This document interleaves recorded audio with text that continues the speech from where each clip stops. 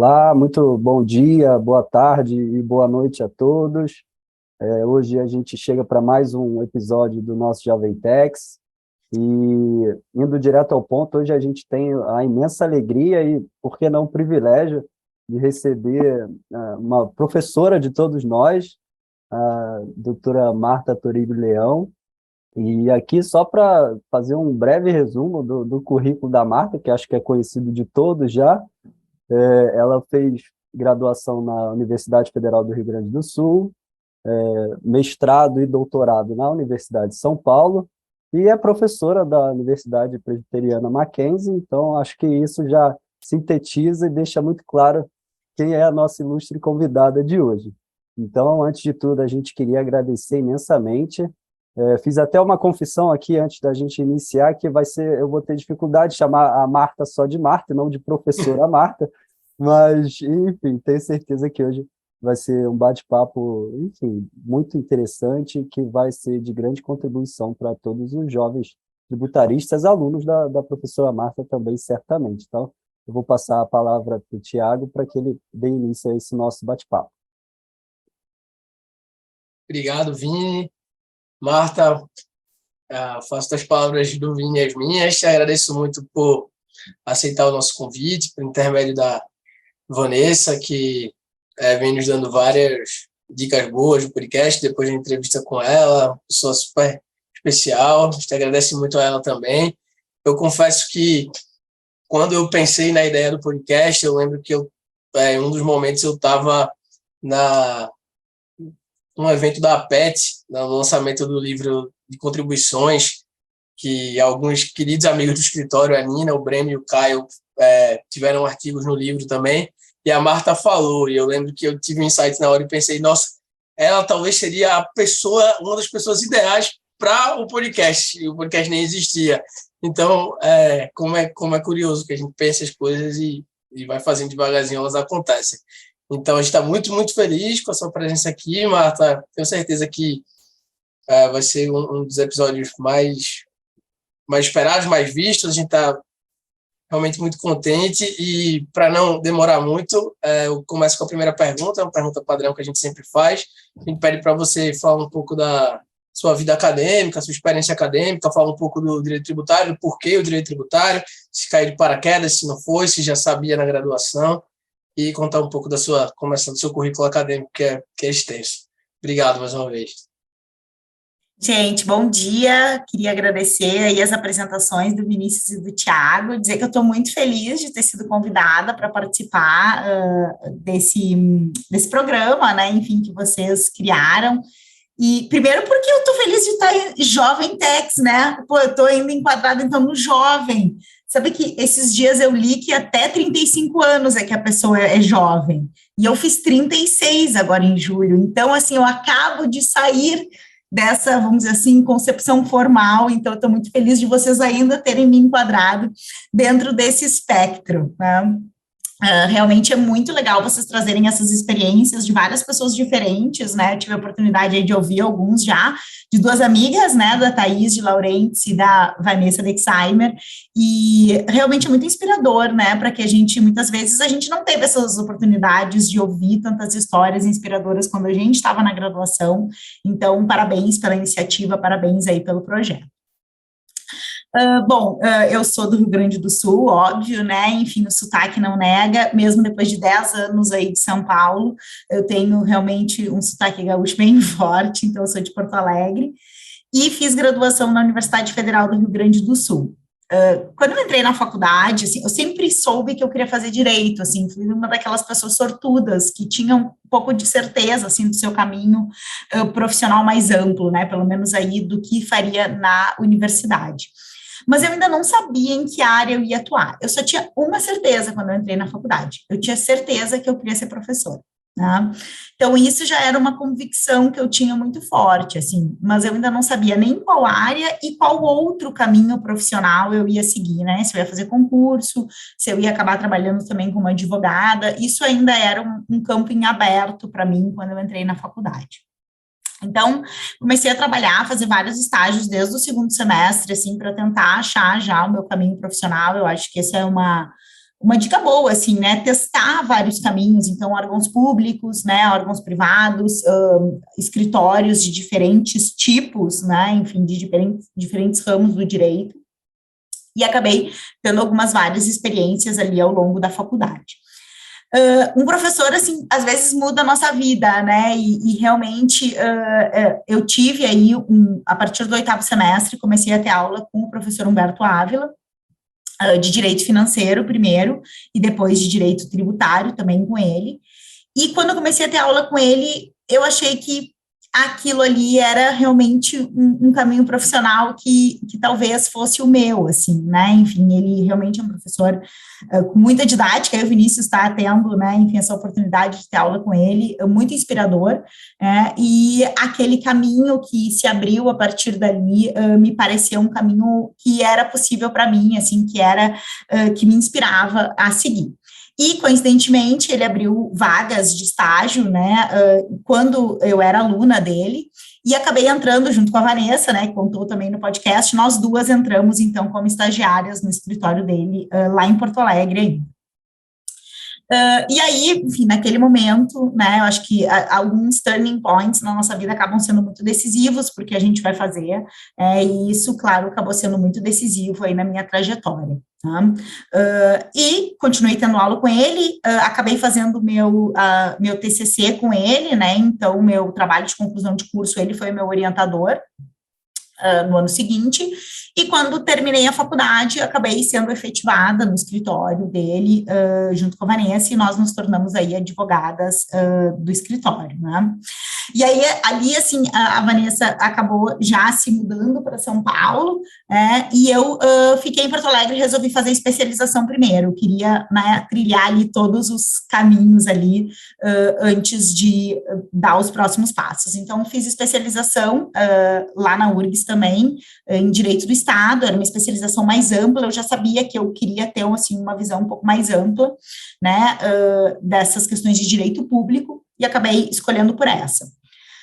E aí decidi, bom, agora eu quero fazer mestrado. E quando eu decidi, bom, eu quero fazer mestrado, eu não queria fazer com Humberto, né, Humberto era, né, enfim, o melhor professor de tributário ali da URGS, ele dava aula também na pós-graduação lá, mas eu achei que como eu já trabalhava com ele, era importante eu ter uma outra linha de pesquisa, né, eu ter um outro orientador, eu estudar outras coisas. Então, decidi que eu queria tratar sobre extrafiscalidade. E, naquele momento, pouquíssimas pessoas estudavam extrafiscalidade, né? E uma dessas únicas pessoas era o professor Luiz Eduardo Chueri, né, professor titular aqui da Universidade de São Paulo. A tese de titularidade dele na USP foi o Normas Tributárias Indutoras, então ele tinha uma linha de pesquisa que casava exatamente com isso que eu queria estudar.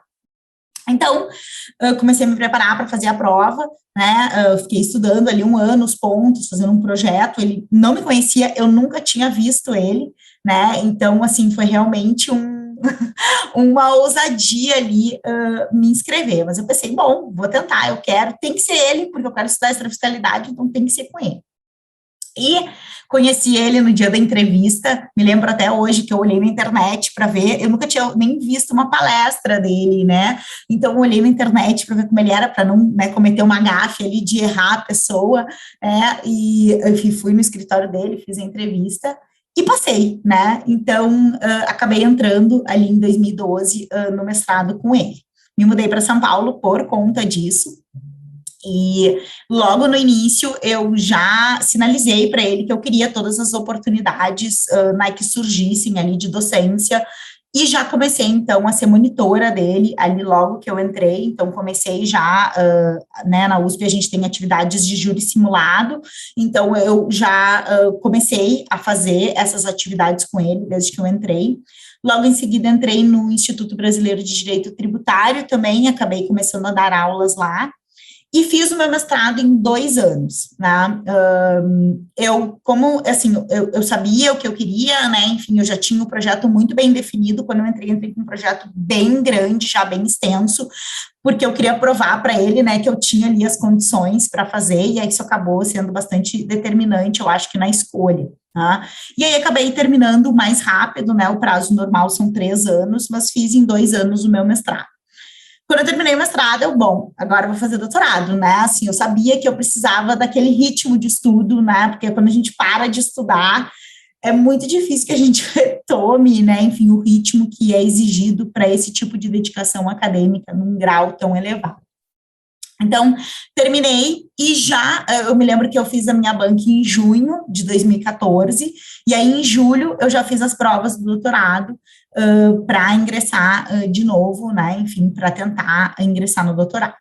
Mas o doutorado, eu queria estudar uma outra coisa, né, eu queria estudar planejamento tributário, eu queria estudar o dever fundamental de pagar tributos, eu queria fazer uma pesquisa sobre o princípio da solidariedade, sobre ponderação. E essa linha de pesquisa acabava sendo uma linha de pesquisa que tinha mais relação com teoria do direito e, portanto, fazia mais sentido ter um orientador mais voltado para essa linha, né? Então, acabei escolhendo como orientador do doutorado o professor Humberto, né? Eu já tinha passado pela experiência do Schwery, né? Achei que fazia sentido ali ter agora essa outra linha. E, coincidentemente, né, enfim, o professor Humberto tinha acabado ali de tomar posse como professor titular também aqui na Universidade de São Paulo, né, então estava ingressando na universidade aqui também como professor.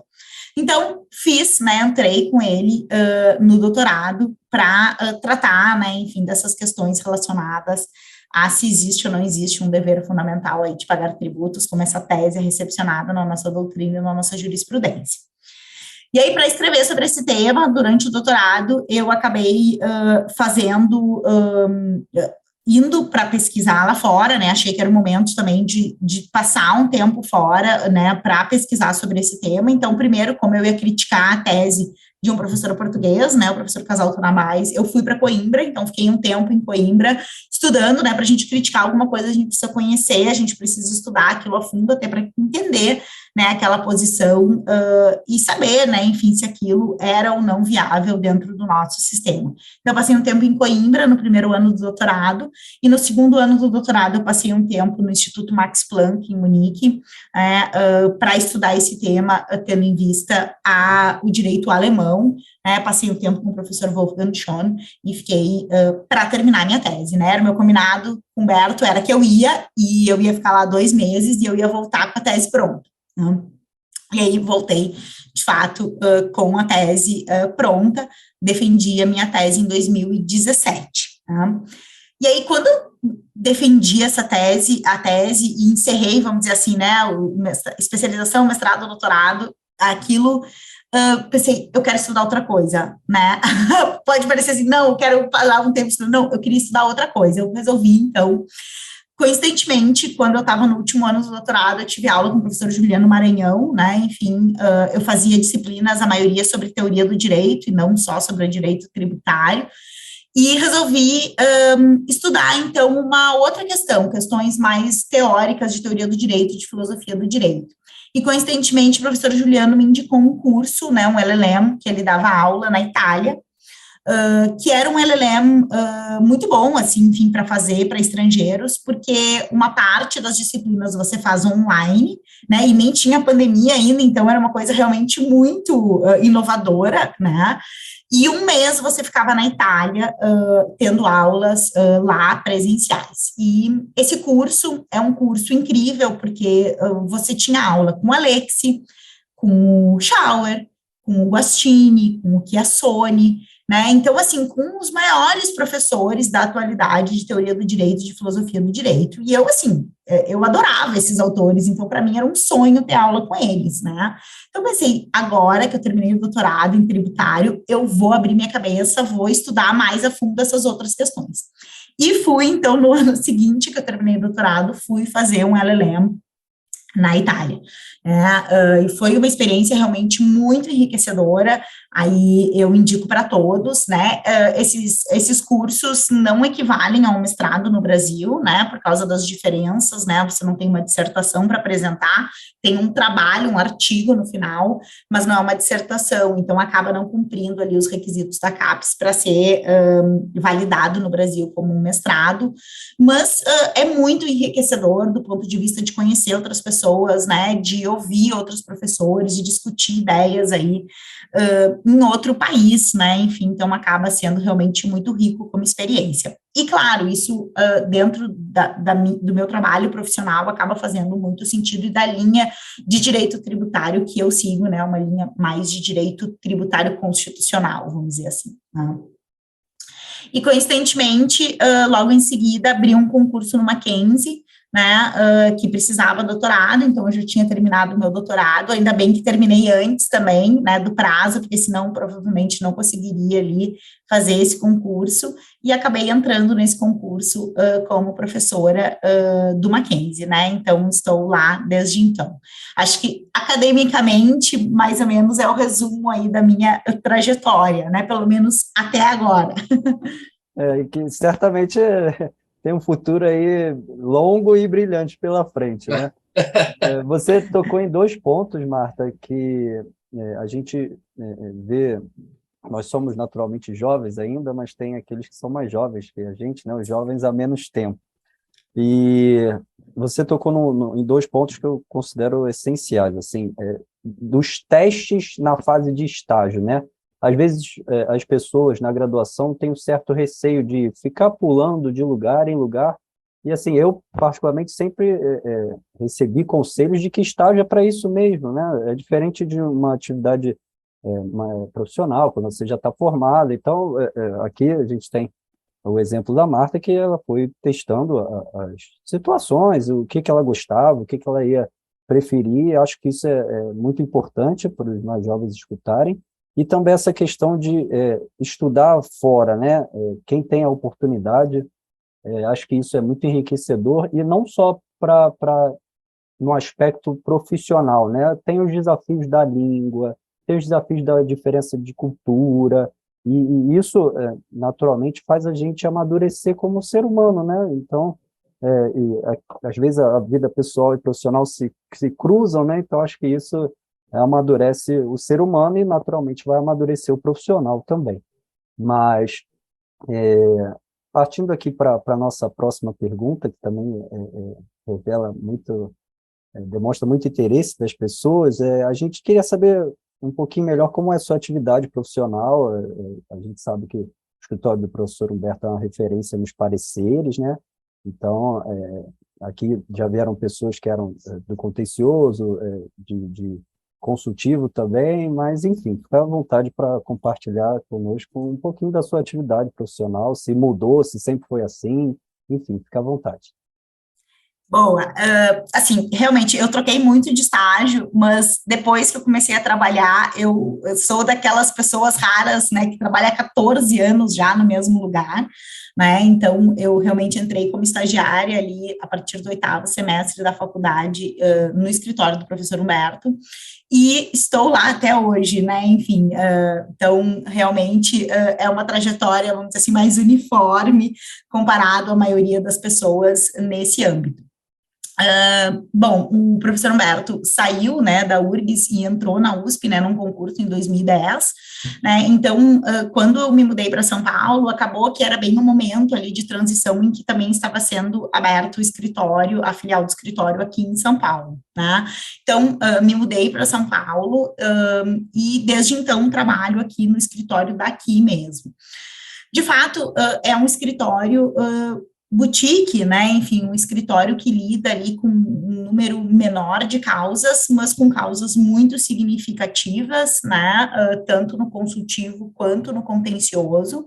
Então, um escritório que acaba fazendo um trabalho diferente, né, de escritórios maiores, né, e que é um trabalho que, vamos dizer assim, conversa muito com o que eu gosto de fazer, que é estudar, né, então, assim, claro, é um escritório que acaba tendo um respaldo acadêmico muito grande, né, eu acho que seria muito difícil eu ter a vida que eu tenho como professora, né, dar tantas aulas. Hoje em dia eu sou professora do mestrado também do Instituto Brasileiro de Direito Tributário, então eu tenho muitas turmas da graduação no Mackenzie, eu dou aula na especialização lá também, então acaba que seria impossível conciliar essa vida com um escritório, vamos dizer assim, full service, que tivesse uma demanda que a gente acaba, em regra, tendo nesses escritórios maiores aqui em São Paulo. Tá?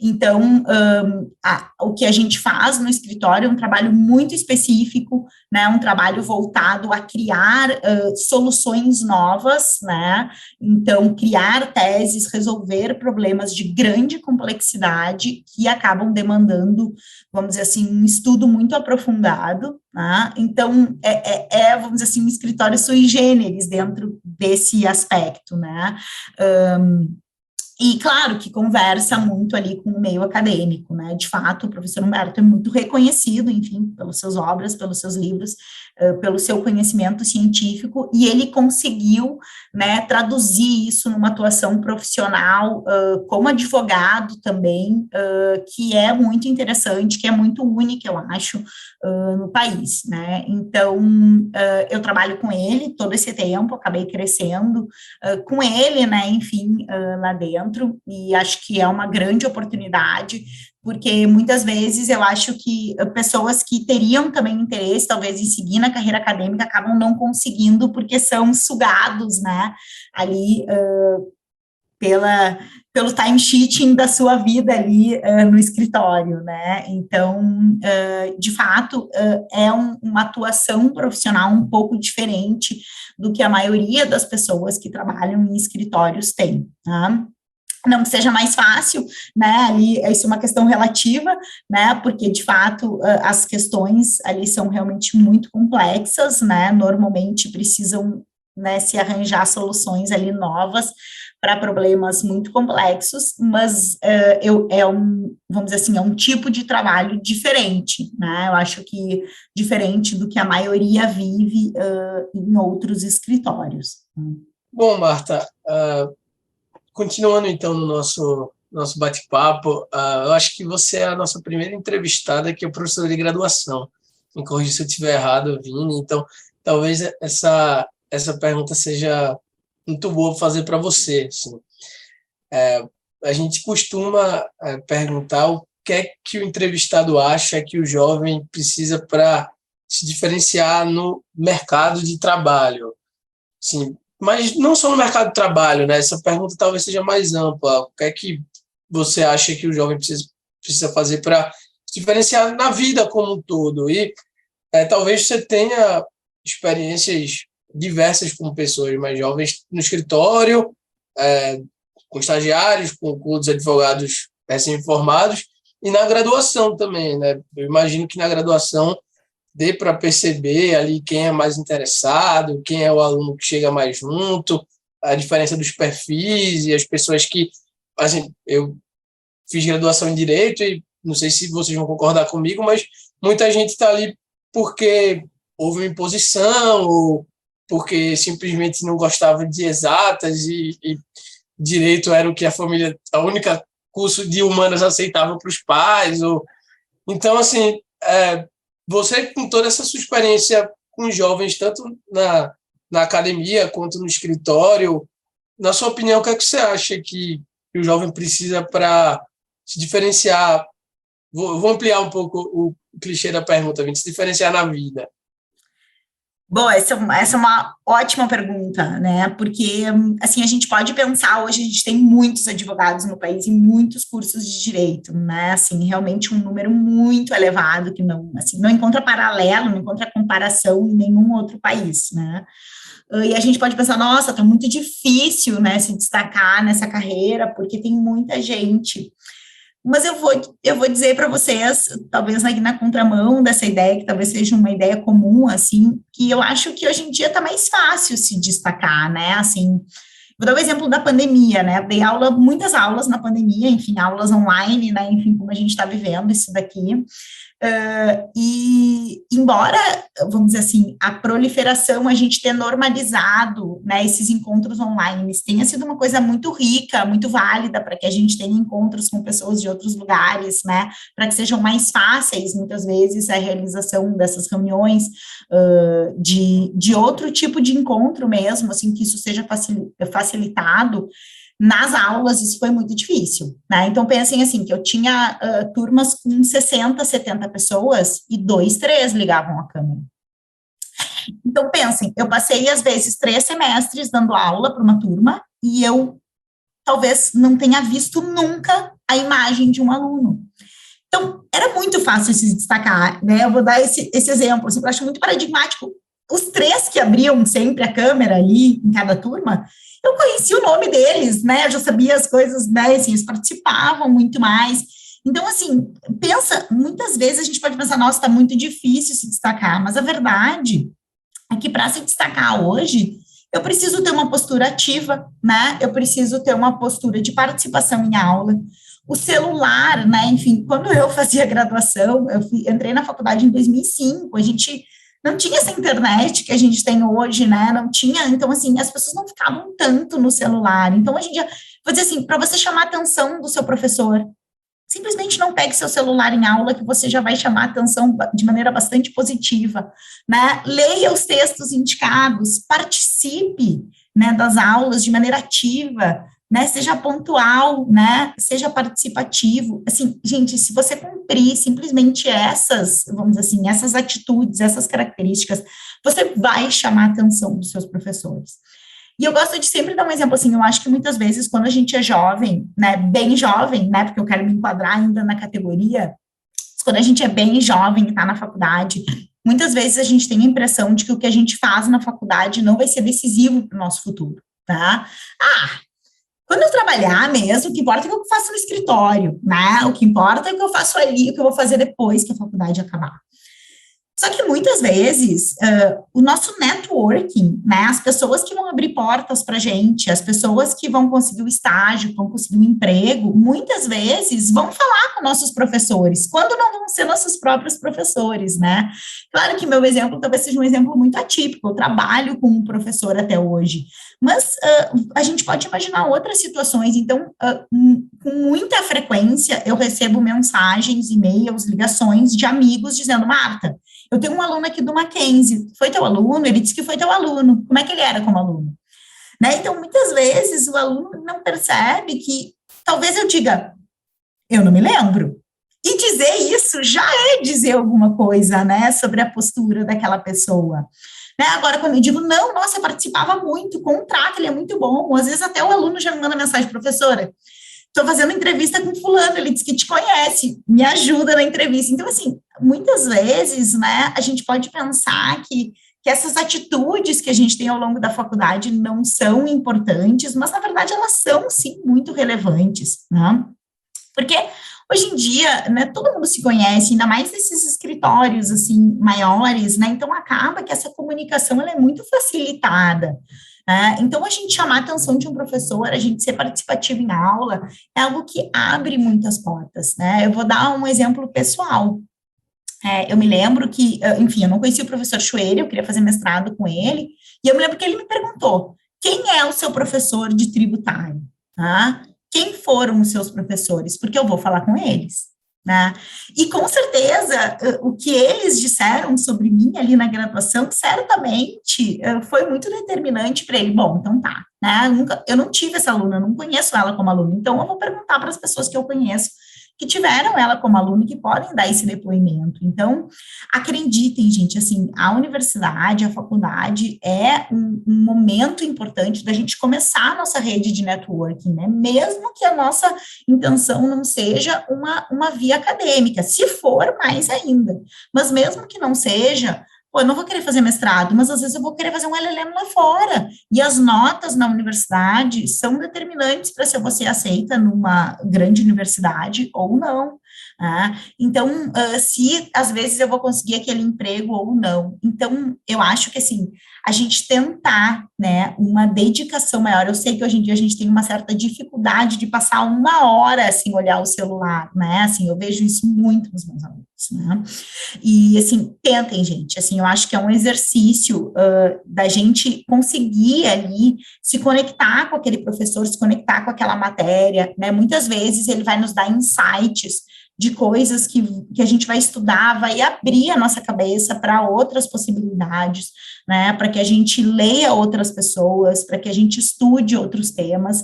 Então, eu acho que se eu puder dar essa dica, assim, para os alunos, que parece muito simples, muito básica, né, mas, assim, se eu estou tendo uma aula online, ligar a câmera, né, câmera aberta, participar, fazer perguntas, demonstrar interesse, né? É uma minoria hoje que tem essa atitude, e essa atitude, que é uma atitude muito simples, ela pode ser muito determinante ali numa porta que vai se abrir ali no futuro, que está logo ali, né? Assim, logo ali, quando a gente sair da faculdade. Não, muito interessante. Marta, Vini, desculpa por favor. roubar sua vez, assim, mas foi muito significativo quando você falou agora sobre essa questão de ligar a câmera no seu período de graduação, porque eu fiz ainda o último semestre da faculdade na pandemia, e eu era monitor. E aí era um semestre que eu estava super nervoso, porque foi a primeira vez que eu fui dar aula, eu era monitor de Direito Administrativo 3, acho que era probidade, assim, não trabalho mais com isso, nunca trabalhei com isso, na verdade. Mas, assim, eu dei uma aula também na pandemia para diversas pessoas de câmera fechada, e foi uma experiência muito, assim, a primeira aula que eu dei na minha vida, todo mundo de câmera fechada, assim, uma ou outra pessoa... Experiência triste. Olha, eu fico triste por ti, porque é uma experiência triste. E já é difícil dar a sua primeira aula, muito mais difícil quando a gente olha para uma tela em preta, né? Quando a gente olha para a gente, então a gente não sabe se tem alguém nos ouvindo, se tem alguém prestando atenção, porque a fisionomia das pessoas pode dizer muito. Às vezes o aluno não faz uma pergunta, né? Mas assim, ele faz uma fisionomia de tipo, nossa, não entendi nada, né? Então, assim, aquilo te ajuda na fluidez, né? Então, assim, poxa, sério, gente, eu acho que das experiências mais tristes que eu tive já na docência foram as aulas online, eu vou dizer para vocês. Foi muito triste para mim. E quando eu vim aqui para São Paulo também na pandemia, me mudei para cá na pandemia, e o LLM, eu vim fazer o LLM no INSPER e também estava online, e eu entrei no escritório e também trabalhando online. Assim, algumas pessoas me perguntavam, nossa, não era melhor você ter ficado em Recife e ficava trabalhando da sua casa, dos seus pais e tendo aula? E eu pensava, cara, pô, eu sempre fui tão participativo, eu vou perder esse diferencial que eu tenho, porque eu não vou poder ir para aula, não vou poder trocar uma ideia com os professores depois da aula.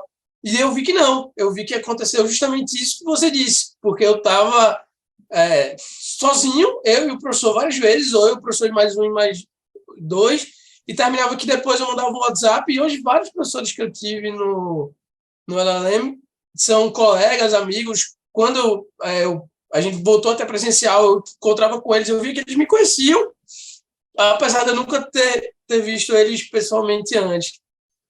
Olha que oportunidade, então, né? Olha a diferença, né? Olha, isso é exatamente essa postura, Thiago. Perfeito.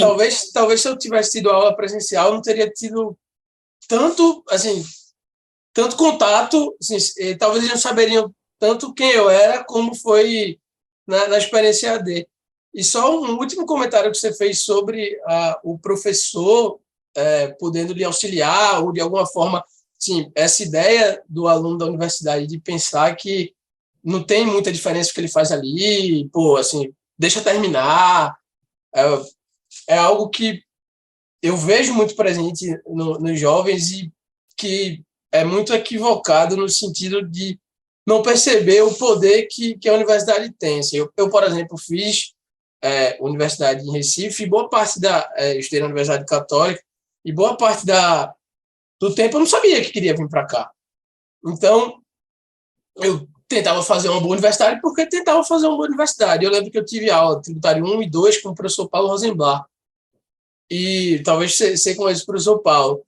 E, assim, adorava tributário, assim, tinha uma ótima relação, mas o professor Paulo me ajuda em coisas aqui em São Paulo. Sabe? Como eu tenho um amigo que hoje trabalha no História da professora Ana Carolina Mondiô, que foi indicação do professor Paulo, assim, que fez a iniciação científica com ele, assim, em outro estado, em outra região do país, e hoje está aqui fazendo a carreira dele em São Paulo, por uma boa relação que ele teve fazendo faculdade em outro estado. Então, veja como as pequenas coisas, elas fazem a diferença em situações que talvez você nem imagine. Não, e mais, assim, vou dar até outro exemplo. Muitas vezes, os alunos que, de fato, né, usam toda a estrutura que a universidade tem para oferecer. Então, por exemplo, eu sou a treinadora das equipes do MUT de tributário do Mackenzie, né? Eu tenho vários alunos que acabaram depois no MUT, né? Como eles se destacaram muito, e os juízes contrataram eles, né? Então, às vezes, nem é o professor, mas assim, aquela oportunidade que tu pega, né, de fazer, de ter aquela experiência, e um professor vai te conhecer, aí tu já adiciona no LinkedIn, aí muitas vezes ali já tem um estágio, aí tu diz, professor, você era o árbitro do meu, né? Então, assim, a gente aproveitar, né, essas oportunidades pode ser muito determinante, pode ser ali, né, o turning point da nossa carreira, né, de abrir uma porta que vai mudar ali o nosso destino profissional, né? Então, eu achei muito bom esse teu exemplo também, que bom que tu teve aula com o professor Paulo, né, uma sorte, né, e certamente, tenho certeza que quem teve aula com ele acaba também fazendo essa ponte aí para outras pessoas, para que tu tenha essa ajuda, né, profissional, para que tu consiga ali, às vezes, um relato da tua experiência como aluno para te entrar no mestrado, num doutorado. Talvez isso seja realmente aquilo que vai fazer a diferença para que tu consiga uma vaga que tu queira. É muito importante isso. Eu queria só pontuar que você mesmo falou que são coisas simples, né? Um exemplo paradigmático: não mexer no celular durante a aula. São coisas simples, mas que fazem a diferença tamanha, e é muito bom a gente escutar quem está de costas para o quadro agora, né? Porque a gente está acostumado a quem está de frente para o quadro, os amigos da faculdade. Então, há um tempo. E a gente achar, e o professor nem vai perceber, gente, assim, eu sei totalmente os meus alunos, aqueles que ficam no celular a aula inteira, aqueles que não ficam, né, assim, é óbvio, né, a gente tá ali na frente, assim, vocês que agora já têm essa oportunidade de dar monitoria, vocês veem, assim, né, eu acho que só quando a gente se coloca lá no lugar do professor é que a gente percebe o quanto isso é muito nítido, né, muito fácil de ser percebido. A gente espera que os alunos da professora Marta, que assistirão ao Jovem Tex, mudem de postura, que se mudarem, pode ser que tenha sido por causa do Jovem Tex. Não, putz, eu fico brava com o celular, assim, eu sou das professoras que digo, gente, né, vamos lá, né, assim, não tá. Eu gosto de brincar, às vezes, assim, que o aluno é a única pessoa que paga por um serviço e que não quer receber o serviço, às vezes, né, assim, gente, é aula, tá, né, enfim, se tu estuda numa universidade privada, tu paga por aquele serviço, né, então aproveita, usufrua tudo que ele tem ali para te dar.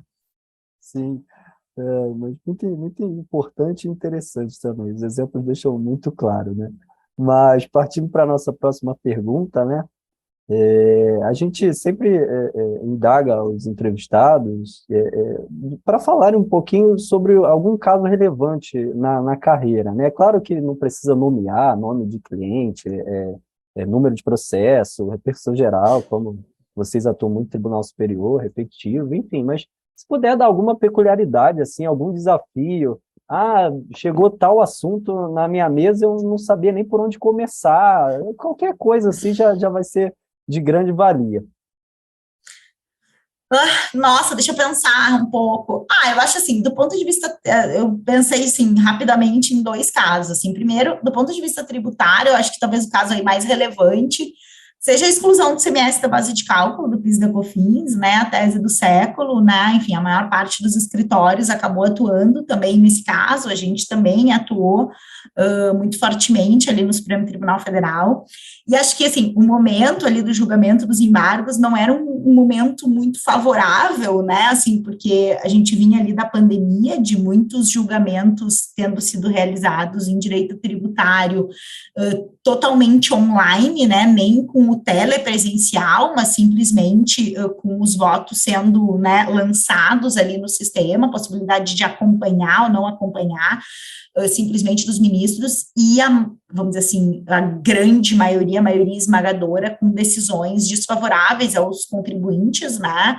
então, muitos casos muito importantes acabaram sendo julgados nesse período sem uma discussão que deveria, né, ter sido feita, ter sido realizada. Então, quando houve a pauta ali dos embargos, né? Enfim, o mérito foi julgado em 2017, os embargos foram julgados finalmente no início do ano passado, né? Quando teve essa pauta, a gente vinha desse momento, vamos dizer assim, desfavorável, né? E era um processo muito complicado por conta do impacto financeiro, né? Que traria, né? Enfim, para quem, então, assim, né? Eu vou fazer um resumo aí para quem estiver vendo que não conhece essa discussão, né? Basicamente, o que se discutia era se nas contribuições sociais sobre a receita, então, todas as empresas pagam contribuições sociais sobre a receita, né, se sobre esse valor, que é a receita, deveria ou não ser incluído o valor do ICMS. Então, eu dou o seguinte exemplo na graduação para que meus alunos entendam essa discussão, né, vamos dizer que eu vendo essa garrafa d'água por R$10, né, e R$3 desse valor é ICMS. Então, quando eu vendo dos R$10 do preço, o que entra para mim, 3 eu dou diretamente para o Estado de São Paulo, né, porque afinal esse valor pertence ao Estado de São Paulo. E aí a pergunta é, se quando eu for pagar minhas contribuições sobre a receita, eu vou pagar sobre 10, que é o valor com o ICMS, ou se eu vou pagar sobre 7, que é o valor sem o ICMS. Dentro dessa discussão de que o ICMS, esse valor que entra relativo ao ICMS, seria uma receita estadual e não uma receita da própria empresa, ela não teria disponibilidade sobre esses recursos. O mérito foi julgado favoravelmente ao contribuinte em 2017, depois de mais de 20 anos de discussão, né, por 6-4, então uma vitória bastante apertada. E a União entrou com um pedido de modulação de efeitos, pedindo, né, que a inconstitucionalidade fosse declarada apenas do julgamento dos embargos em diante, né. E isso foi considerado a tese do século, né, por conta do impacto financeiro ali, talvez o caso de maior impacto financeiro em direito tributário que a gente tem na história ali da Constituição de 88. Isso foi finalmente julgado, então, logo depois desse período, desses julgamentos, né, online ali, da pandemia. E, enfim, foi um caso, todos os escritórios acabavam tendo casos sobre essa matéria, então havia um interesse coletivo muito grande, né, muitas pessoas atuando também, né, enfim, no Supremo Tribunal Federal relativamente a esse caso, e a gente acabou, né, enfim, trabalhando, né, o professor Humberto Ávila ali diretamente participando, né, acabou sendo citado por, acho que 4, 5 ministros, né, no seu acórdão, seus memoriais, então foi um caso de muita relevância, né, nacional, e era um caso, de fato, que vinha dessa, vamos dizer assim, dessa postura mais flexível, né, na interpretação das regras constitucionais pelo Supremo Tribunal Federal. E o caso tratava exatamente sobre se a gente ia ou não flexibilizar aquela regra de competência. Então, era, vamos dizer assim, do ponto de vista doutrinário, também era um caso muito importante para fixar essa premissa, né, essa premissa do respeito ali, vamos dizer assim, às regras constitucionais, né, à segurança jurídica do nosso sistema tributário. Então, assim como se critica muitas vezes as decisões tomadas pelo Supremo, é preciso elogiar também quando elas são, né, bem postas, né, e essa foi uma decisão muito importante, uma vitória, acho que do contribuinte muito importante, né, que, vamos dizer assim, assentou, né, esse caráter, vamos dizer assim, de previsibilidade protetivo da Constituição relativamente aos temas de direito tributário. Né? E um outro caso que eu me lembrei, né, assim, talvez dentro dessa tua ideia de, caiu isso, nunca... assim, a gente atua também em casos de outros ramos do direito, né? Como o professor Humberto acaba tendo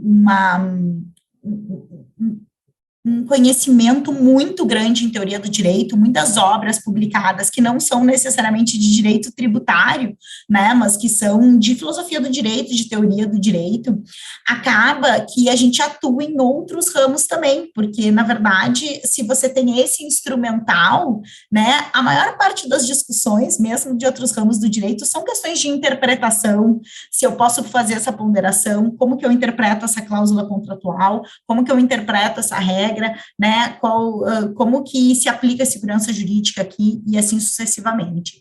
Então, por exemplo, eu me lembrei de um caso em que a gente participou muito ativamente de uma arbitragem, né, enfim, que a gente não tem no direito tributário arbitragem, mas como era uma questão de interpretação de cláusula contratual, né, enfim, as duas empresas ali brigando, né, sobre qual era a interpretação correta daquela cláusula contratual, a gente participou de maneira muito ativa dessa discussão dentro de um cenário de arbitragem. Eu achei realmente muito rico, né?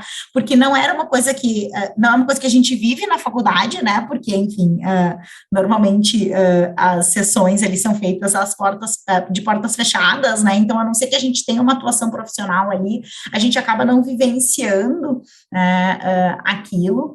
E como no direito tributário a gente não tem audiência, né? Então acaba que a gente, assim, embora a gente veja nos filmes que se discute questões tributárias nos tribunais também, né, enfim, ali com testemunhas de júri, isso não é a nossa realidade brasileira, né, a realidade brasileira é que a gente vai falar com o juiz muitas vezes, a gente vai falar com o desembargador, com o ministro, a gente faz sustentação oral, mas é isso, né, a gente não tem, a gente não tem testemunhas, né, para serem inquiridas, né, a gente não tem aquele debate mais aberto que a gente tem na arbitragem, né, então foi uma experiência muito única, né, e mostra que quando a gente estuda direito constitucional, quando a gente estuda a teoria do direito, a gente não fica preso, né, simplesmente a questões de direito tributário, porque esse instrumental nos ajuda a resolver muitos outros tipos de problema, né, então eu acho que estudar a teoria do direito é uma coisa básica, né, assim, uma dica muito importante. Claro que isso é muito forte no direito tributário, por causa, vamos dizer assim, da acepção constitucional que a gente tem no nosso direito tributário, mas também para nos permitir estar aberto ali a outras oportunidades, a muitas vezes outros ramos do direito, porque se a gente tiver, né, vamos dizer assim, essas ferramentas básicas, a gente consegue discutir todos esses outros temas também. Maravilha, Marta. Dando continuidade, então, você talvez já tenha pincelado a resposta da pergunta que a gente vai fazer agora, mas a gente costuma perguntar sobre planos para o futuro, o que é que você pensa daqui para frente, assim, tanto na vida pessoal, na vida acadêmica, na vida profissional, assim, não consigo imaginar o que seria, né, porque o mestrado já foi, o doutorado também, quem sabe um pós-doutorado, né? Assim, você vai ter essa vontade. Né? Olha, mas, assim, conta um pouco o que é que você está pensando para o futuro próximo. A gente que tem uma vida acadêmica, a gente não pode nunca parar de estudar, né? Isso é a verdade, assim. Eu sei que parece que dá uma ideia que a gente vai enxugar gelo, né? Porque quando a gente termina, a gente tem que começar de novo. Mas, na verdade, assim, é isso que permite que a gente continue crescendo, evoluindo, né? Então, eu acho que, assim, eu terminei o doutorado, né? Eu tive aí, enfim, nesse intervalo, eu gosto de dizer assim, que eu não fiz teses nesse período, mas fiz 2 filhos, né? Então, enfim, eu acabei tendo também que conciliar com essas questões de maternidade, né? E aí agora, eu acho que para o futuro, assim, o que eu pretendo fazer livre docência na USP, né, então eu preciso fazer uma tese, né, para se tornar um professor livre docente, né, muita gente não entende o significado desse concurso, mas historicamente os professores eram obrigados a seguir, vamos dizer assim, a cartilha, né, a bibliografia do professor titular daquela matéria, né. E o professor só se tornava livre, né, um livre docente, a partir do momento que ele tivesse livre docência. Então, a livre docência é um concurso muito importante, né, eu acho que vamos dizer assim, o caminhar natural aí de quem quem quer seguir, né, na vida docente. Então, pretendo fazer livre docência e ir um pouco mais para frente. e talvez aí seja a minha próxima tese, vamos dizer assim.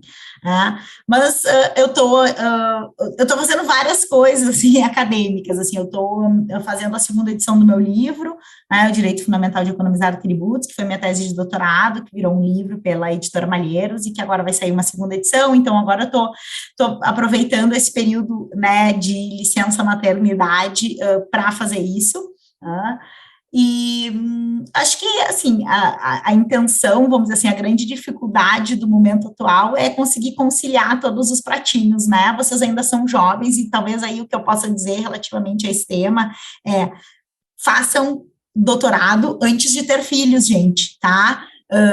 Eu sei que tem bons, a Thaís, por exemplo, teve os filhos durante o doutorado, né, mas eu digo para ela que ela realmente é uma corajosa, né, porque se eu puder dizer para vocês aí, façam, né, enfim, porque o nível de dedicação que a gente tem que ter é um nível de dedicação muito alto, tá? E que agora, vivendo a maternidade ali, eu acho que para mim teria sido muito difícil, né, conciliar isso ao mesmo tempo, né? Na vida a gente nunca consegue ser 100% em tudo, então a gente vai, não, agora eu vou me dedicar um pouco mais para isso, agora eu vou me dedicar um pouco mais para isso, e assim a gente vai equilibrando, né, todos esses pratinhos. Então, se eu puder dizer, assim, para quem pretende uma via acadêmica, faça mestrado, faça doutorado, engate um no outro, né, eu acho que, assim, isso ajuda a gente manter esse ritmo de estudo muito forte, façam em menos tempo, gente, né, assim, muitas vezes a gente tem, não procrastinem, né, não queiram usar todo o tempo que vocês têm para isso, porque às vezes quanto mais prazo a gente tem, menos a gente faz, né, eu digo isso muito para os meus orientandos de mestrado, especialmente, gente, assim, eu sei que vocês têm 3 anos, mas não lidem com isso, né, lidem com prazos menores, se coloquem em prazos menores, porque quanto antes você terminar, mais cedo você vai poder também ir para o próximo passo,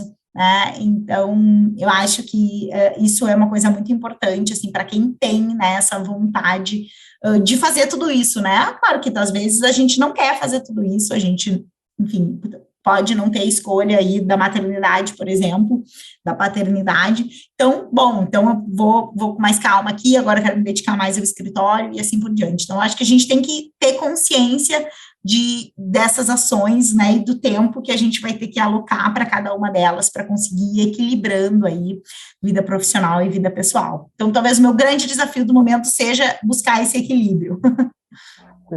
Não. E a gente aqui teve a informação privilegiada de saber que a professora Marta está atualizando o livro dela, né? Eu, particularmente, não consegui comprar, de vez em quando eu fico vendo aqui, colocando meu nome nas wishlist da vida, mas... não... Vai sair, Vinícius, prometo. Quando sair, eu mando para vocês dois. Muito obrigado. Tá vendo? Muito obrigado. Já somos muito felizardos de tê-la aqui, e a gente teve aula também, né? O bom de ter professora aqui no podcast é que nos deu a aula aí sobre a exclusão do ICMS das bases do PIS e da COFINS, e é sensacional.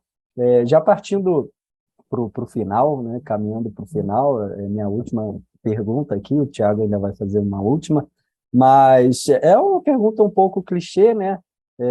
Naturalmente, você já mencionou o seu trabalho, né? Que muito embora, como eu falei, eu não tenha lido ainda, certamente vou ler, e todo mundo que leu fala que é um trabalho sensacional, que é o Direito Fundamental de Economizar Tributos, mas a gente pede para você indicar, né, e pode ser algum outro trabalho seu também, fique absolutamente à vontade, mas para indicar algum artigo, algum livro assim que tenha te marcado, enfim, a resposta é completamente aberta. Nossa, que difícil, vamos lá. Eu acho que eu vou indicar um do exterior e um nacional, né, assim, para que tenha uma coisa bem aberta, assim. Eu acho que um livro muito importante para todo mundo que está na faculdade de ler é o Thinking Like a Lawyer, né, do Frederick Schauer. Então, existe uma tradução dele, eu não sei exatamente como é que ele foi traduzido o título, eu acho que não é literal a tradução, né, até depois eu jogo aqui para ver se vocês puderem jogar aí, mas, né, enfim, o original se chama Thinking Like a Lawyer, é um livro de um professor americano, Frederick Schauer, né, que, assim, ele é o rei dos exemplos, ele, assim, tem uma escrita muito americana, então é muito limpa, muito objetiva, né, com muitos exemplos, então um livro muito claro, né, talvez um dos maiores aí pensadores de teoria do direito, de filosofia do direito da atualidade, e vale muito a pena ler, né, ele já veio dar várias palestras aqui no Brasil, enfim, se vocês tiverem a oportunidade de ouvi-lo, vão, né, ele realmente é um professor muito didático, e ele escreve sobre, assim, pensando como um operador do direito, né, então, como que o direito funciona, né, como é que a gente toma as decisões, como é que os juízes tomam as decisões, como é que a gente deve ler o direito, ler regras. Então, é um livro, vamos dizer assim, muito básico sobre teoria do direito e que eu indico para todos os meus alunos lerem. É um livro pequeno, tá? Eu, enfim, faria, vamos dizer assim, essa, do ponto de vista internacional, essa indicação. Do ponto de vista nacional, eu vou indicar, vou homenagear o professor Humberto, né, vou indicar um livro dele, então, eu acho que o melhor livro dele é o Teoria da Segurança Jurídica, tá? Um livro mais denso, né, enfim, um livro grande, né, mas que deveria ser lido aí por todas as pessoas que atuam com direito, né, não é um livro de direito tributário, é um livro com exemplos de direito tributário, né, mas um livro sobre uma temática geral, é a tese de titularidade do professor Humberto, e fala, né, sobre o que a gente pode esperar do direito, como é que a gente lida com as mudanças no direito, né, o que acontece quando o direito muda, né, quando que ele muda, como é que a gente protege a confiança de quem confiou naquilo que existia até aquele momento, né, então, é um livro que eu gosto muito, um livro que tem uma profundidade muito grande e que eu acho que para todos os operadores do direito deveriam ler esse livro. Já está na 6ª edição, tá? E, enfim, está aí fácil aí de ser adquirido. Então, eu deixaria essas duas indicações aí do ponto de vista da doutrina. A professora Marta, falei de novo, professora Marta, tá vendo?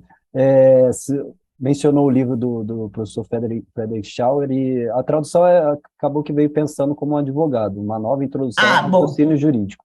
A gente vai Isso, é que advogado, assim, não é exatamente, né? Assim, pensando como um operador do direito, vamos dizer assim. E aí, a gente vai disponibilizar o link. Eu gostaria de fazer menção também a um trabalho seu, Marta, que me marcou muito, é um artigo que está em inglês, né, mas a tradução aqui é Ceticismo Interpretativo e Interpretação Constitucional, né, uma crítica à decisão da Corte Constitucional Brasileira, que estou traduzindo pessoalmente aqui. Isso, esse artigo, na verdade, é o artigo que eu escrevi de conclusão do LLM na Itália, então precisava ser em inglês, né, então acabei publicando em inglês mesmo, mas que bom, que legal que você leu. A gente vai disponibilizar também. Mas, claro. Eu acho assim, tem alguns artigos que acabaram, assim, talvez eu tenho um artigo sobre a reforma tributária, que acabou sendo muito discutido, né, enfim, recebeu muitas críticas, né, enfim, muitos debates em cima dele, e na última revista Direito Tributário Atual também publiquei um artigo, né, que fala sobre uma crítica que eu recebi da minha tese de doutorado, né, sobre o direito fundamental de economizar tributos. Então, eu acho que são coisas legais da gente ler, porque acabam tendo contrapontos, né, muito válidos de serem enfrentados. E, enfim, faz parte da nossa vida aí essa dialética, né, esse debate sobre essas ideias mais polêmicas. O Ti vai fazer a última pergunta, mas já agradecendo imensamente pela aceitação do convite, né, reiterando o agradecimento, foi muito produtivo. Eu tenho certeza que seus alunos vão gostar bastante, principalmente, né, e aqui quem fala novamente é um aluno seu, mas principalmente os da graduação, que mexem no celular e vão parar de mexer. A gente fica na expectativa e, enfim, muito obrigado mesmo. Marta, chegando no final, muito infelizmente, porque o papo está muito legal, assim, saindo um pouco do direito tributário e entrando, talvez não saindo tanto, mas entrando um pouco na vida, você acabou de falar da maternidade e que você é mãe de 2 recentemente. Eu imagino que você está tendo um mix de mudanças na sua vida. Mas fala um pouco para a gente como é a Marta fora do direito tributário, assim, como é que é a Marta recém-mãe, o que é que ela gosta de fazer, quais são os hobbies, o que é que ela gosta de ler, escutar, podcast. Podcast ela já falou que é ouvinte de Joventex, né, Vini? Olha aí, que honra imensa. Mas, assim, o que é que ela gosta de fazer no tempo livre e também um pouco da importância da gente sair um pouco da vida acadêmica e profissional e procurar esfriar a cabeça também. Boa, nossa, que legal, né? Eu acho que é um grande incentivo aí, né, gente? O direito é uma coisa muito importante, mas, né, a nossa vida profissional não é tudo, né? E tem que buscar para sempre esse equilíbrio. Assim, não é um bom momento para mim fazer essa pergunta, né? Porque meu filho aí tem 1 mês, né? Meu segundo filho. Então, no momento, né, assim, tudo que eu faço é alimentá-lo, né, cuidar dele, né, basicamente é isso que eu estou fazendo da vida, assim, a gente, nesse início, assim, é um início mais puxado, né, então, que demanda aí uma dedicação realmente muito grande, a gente acaba não conseguindo fazer outras coisas. Mas, assim, eu acho que fora ali do direito, que eu gosto, né, enfim, de brincar com eles, né, eu acho que a gente aprende muito, né, tirando ali, se desligando aí das questões profissionais, vivendo a vida de fora, né, a vida das coisas que acontecem no nosso dia a dia ali fora do nosso ambiente profissional. Que eu gosto muito de futebol, né, sou gremista fanática, estou vivendo um momento difícil aí, mas vou voltar, né, um time de altos e baixos, né, mas eu vou bastante em estádio de futebol, meus alunos nem acreditam, todo mundo sabe lá na faculdade, então é uma piada quando o Grêmio ganha, quando o Grêmio perde, né, todo mundo sabe, todo mundo ri de mim, né, enfim, relativamente a isso, mas o bom é que como eu não sou de nenhum time de São Paulo, eu posso fazer piada com todos os times de São Paulo, eu faço também. Temos 3 participantes da Série B aqui, então, né? 13, olha aí, gente. O Vini é vascaíno, eu sou esporte. Eu virei Real Madrid, não se esqueça. Há 10 anos eu virei Real Madrid. Desistiu. O Vasco tá ali, não sabe se vai ou não, né? Desistiu. Não, eu acompanho mesmo o futebol, assim, ninguém acredita, mas eu vou no estádio, sempre meus filhos, assim, meu filho já foi no estádio, né, claro, não de 1 mês, né, mas o outro, então, eu vou aqui em São Paulo, meu marido é corintiano, acreditem se quiser, mas eu vou mais no estádio do que ele, né, o Grêmio joga aqui, eu vou, né, no Palmeiras, São Paulo, enfim, e com a Série B ficou difícil, né, porque só tinha jogo em Campinas, né, mas agora, enfim, voltando aí, vou poder voltar aí a frequentar os estádios, então acho que isso é um hobby realmente muito grande, assim, porque futebol tem a capacidade de nos desligar, esporte em geral, né, assim, se a gente torce por um time, enfim, por um esporte, tem essa capacidade de desligar nosso cérebro durante aquele período, né, de nos conectar com outras pessoas por um motivo, um objetivo comum. Eu acho isso, assim, a energia do estádio de futebol é uma coisa muito incrível, né, e é difícil para mim, porque aqui em São Paulo não é uma coisa tão comum, assim, né, família, criança, né, no estádio, e eu sou de Porto Alegre, né, assim, Porto Alegre isso é uma coisa muito básica, assim, muito familiar, né, assim, tu ir no estádio, né, com a tua família, com teus filhos, né, enfim, muitas mulheres no estádio, muitas pessoas mais velhas, e aqui não é uma coisa tão comum, né, existe uma agressividade muito grande, uma violência, né, que eu acho que acabou afastando, o que é um ciclo vicioso, porque quanto mais criança, quanto mais mulher tiver no estádio, muito menos violento ele se torna, né, então eu tento contribuir, assim, para essa pacificação, para que indo, né, eu acho uma coisa muito legal, assim, quero que meus filhos sejam frequentadores também, dentro da veia esportiva mesmo, né, enfim, dentro da veia de que aquilo é uma coisa legal, né, de que a gente sai melhor daquilo, ganhando ou perdendo, porque você botou coisas para fora ali, viveu uma energia muito positiva naquele momento. Então, busquem, né, eu acho que assim, quem procure alguma coisa que seja capaz de te levar para esse lugar, né, de desligar o cérebro, às vezes praticar um esporte, né, enfim, ter algum esporte que goste de ver, né, eu leio muitos livros não jurídicos, né, eu gosto muito de ler, e aí eu tenho assim, eu leio livros jurídicos de preferência no papel, e eu tenho um Kindle onde eu leio livros não jurídicos, né, então assim, eu faço essa divisão, assim, porque aí na hora de dormir, eu levo meu Kindle, né, assim, e aí eu vou ler coisas não jurídicas, né, li bastante agora, né, enfim, no final da gestação, livros aí, assim, que eu acho que vale a pena, até falando um pouco aí sobre saúde mental, talvez você deva conversar com alguém, um livro muito legal, né, sobre uma psicóloga que conta aí as histórias de seus pacientes, e agora eu tô lendo aquele livro, A Morte é um Dia que Vale a Pena Viver, né, é um livro também muito legal, então, assim, leia outras coisas, né, não, assim, se conecte com outros temas. Eu sou de uma família onde eu sou a única advogada.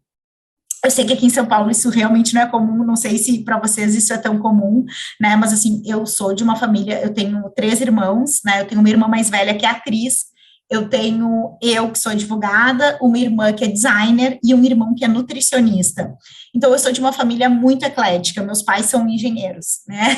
Então, eu acho isso muito rico, porque isso, assim, me leva, né, me conecta com outros temas, permite que a gente converse sobre outros assuntos, né?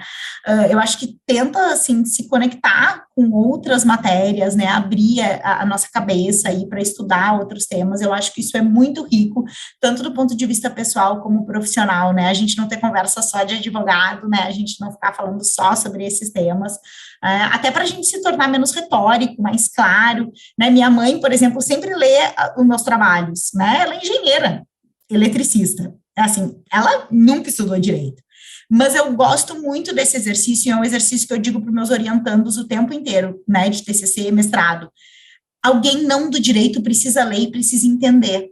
Porque quando a minha mãe diz assim, filha, eu não entendi essa parte, é porque não está claro o suficiente, né? Então, pessoas de fora do nosso meio precisam ler nossos trabalhos e precisam ser capazes de entender nosso trabalho, né? Então, eu sempre faço isso, assim, minha mãe é minha primeira leitora sempre, porque ela é muito capaz de me dizer assim, nossa, eu não entendi isso daqui, não, essa parte aqui não dá.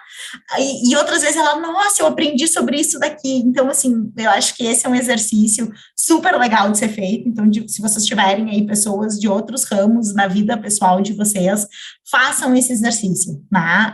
Coloquem o trabalho de vocês para alguém de fora ler, né? Alguém que muitas vezes não tem vícios, né, da nossa profissão e que vai ler e vai realmente poder dizer, fazer comentários muito construtivos sobre a clareza daquele ponto. Eu acho que essa pergunta, né, de ter outros interesses ajuda muito dentro dessa ideia. Só uma última dúvida, eu tenho alguns amigos em Porto Alegre, né? Mas só para esclarecer, uma resposta rápida. Qual torcida maior, Grêmio ou Inter? Grêmio, claro, né, gente? Claro, sempre ganha. Já escutei a resposta contrária, né? Mas naturalmente de Colorado. Mas antes de passar a palavra para a Marta, para as suas palavras finais, considerações finais, a gente queria agradecer também aos nossos amigos, né, que têm assistido e contribuído de alguma forma com o Jovem Techs. A gente tem recebido um feedback bem legal, interessante. O mais importante é contribuir, ajudar, e isso, pelo que a gente tem percebido, a gente vem conseguindo fazer. E, enfim, a gente continua completamente aberto às sugestões, às críticas e, enfim, sugestões de novos convidados. E, por fim, reiterando mais uma vez o agradecimento pelo excelente bate-papo. Enfim, a gente devolve a palavra para a Marta para as suas considerações finais.